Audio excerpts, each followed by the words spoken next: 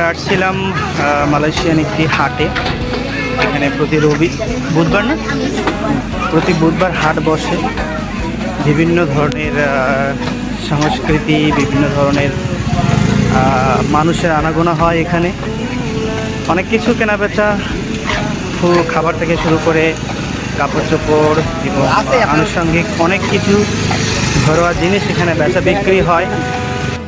আপনারা দেখতে পাচ্ছেন এখানে মাছ বিক্রি হয়। এখানে বিভিন্ন ধরনের মাছ পাওয়া যায়। মার্কেট যেটা বলেছিলাম,